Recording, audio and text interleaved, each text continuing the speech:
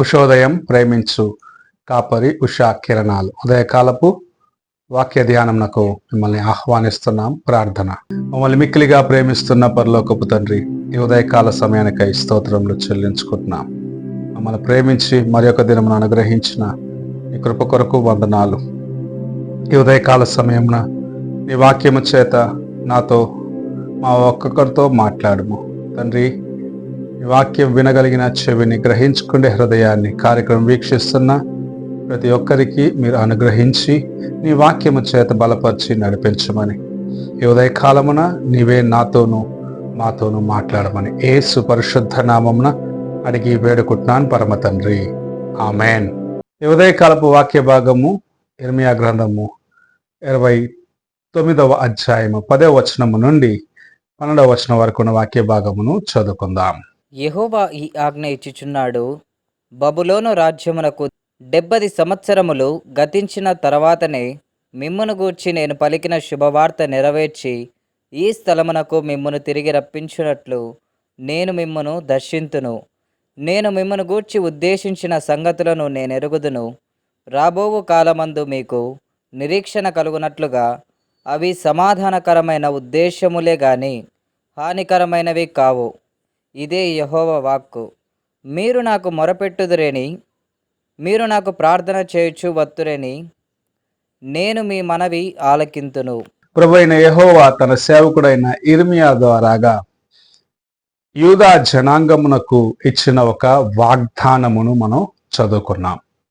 వారు చెరవని 70 సంవత్సరాలు బానిసలుగా ఉన్న తర్వాత ప్రభు వారికి ఇచ్చిన వాగ్దానమును నెరవేరుస్తాను, తిరిగి మంచి వారి జీవితములో సంపూర్ణము చేయబడుతుందన్న కార్యమును చాలా తేటగా ఇర్మియా ప్రవక్త ద్వారాగా తన ప్రజలైన వారికి యెహోవా తెలియపరచడం చూడగలము. ఇశ్రాయేలీలు దేవుని మాటకు లోబడక దేవుని యొక్క ప్రేమను నిర్లక్ష్యపరిచినప్పుడు ప్రభువు వారిని శత్రువుల చేతికి అప్పగించినాడు. వారు దేవుని మాటకు లోబడనల్లకుండగా అనేక సార్లు తరుణము ఇవ్వబడినప్పటికీ తమ ఇష్టానుసారముగా జీవించిన దాన్ని బట్టి ఇశ్రాయేలీల 10 తెగల వారు అసీరియల చేతికి, 2 తెగల వారు బబులోను చేతికి అప్పగించబడ్డారు. బబులోనుకు అప్పగించబడుతున్న సమయమున, లేకుంటే బబులోనుకు వారు అప్పగించబడినప్పుడు వారి పరిస్థితి ఎలాగుంటుంది, వారు ఎలాగో తిరిగి వస్తారని ప్రభువు చాలా తేటగా ప్రవచన రీతిగా తన ప్రవక్త అయిన ఇర్మియా ద్వారాగా తన ప్రజలకు బోధించినాడు. మీరు 70 సంవత్సరములు బానిసలుగా ఉండవలసిన దినములు వస్తాయి.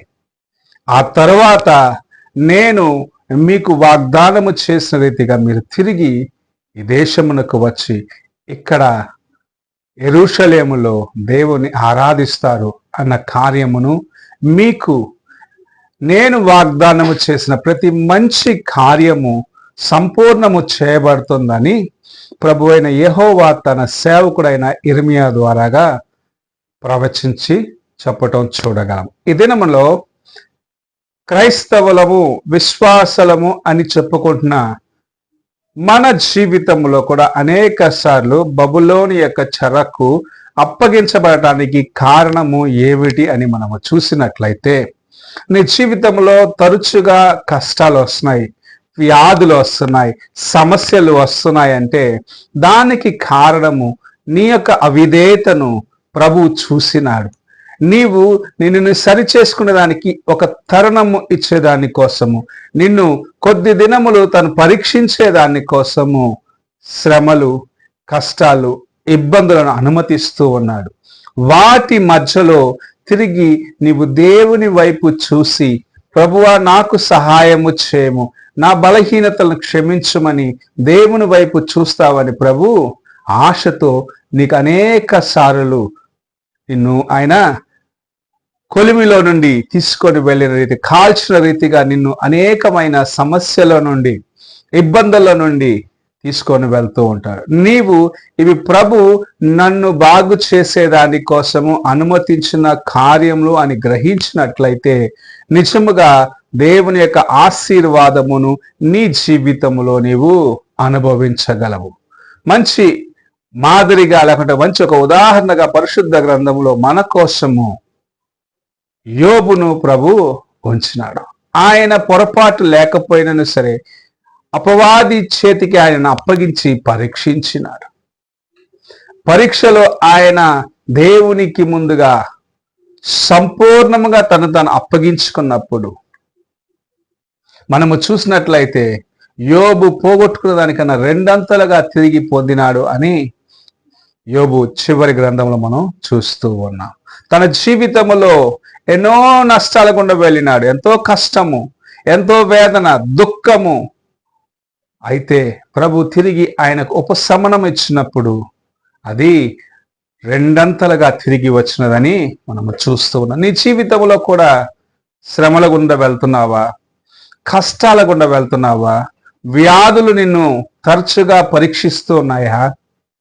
ప్రభు నిన్ను నీవు సరి చేసుకునేదానికి నీకు హెచ్చరికనిస్తున్నాడని గ్రహించుకొని నీవు ఎక్కడ దేవుని దుఃఖపరిచినావో, ఏ కార్యంలో ఆయనను దుఃఖపరిచినావో అది తెలుసుకొని దేవుని సన్నిధిలో వాటిని ఒప్పుకొని సరి చేసుకొని ఆయన యొక్క కృప కొరకు వేడుకున్నట్లయితే నిజముగా నీ జీవితంలో నీవు పొందిన శ్రమలను దాటి వెళ్ళేదానికి, ప్రభు నీకిచ్చిన వాగ్దానములను సంపాదించుకునేదానికి, పరమ కానానులో ఆయనతో పాటు యుగ యుగములు నీవు నివసించేదానికి ప్రభు నీకు తన యొక్క కృపను అనుగ్రహించాలని ఆశిస్తూ ఉన్నాడు. ఈ ఉదయకాల సమయమున నీవు ఎలాగున్నావు, దేవుని యొక్క సన్నిధిలోని హృదయమును ఎలాగ పరీక్షించుకుంటున్నావు? శోధనలు రాక తప్పవు. మానవులైన మనమున అనేక సార్లు తిరుగుబాటు చేస్తూనే ఉంటాం.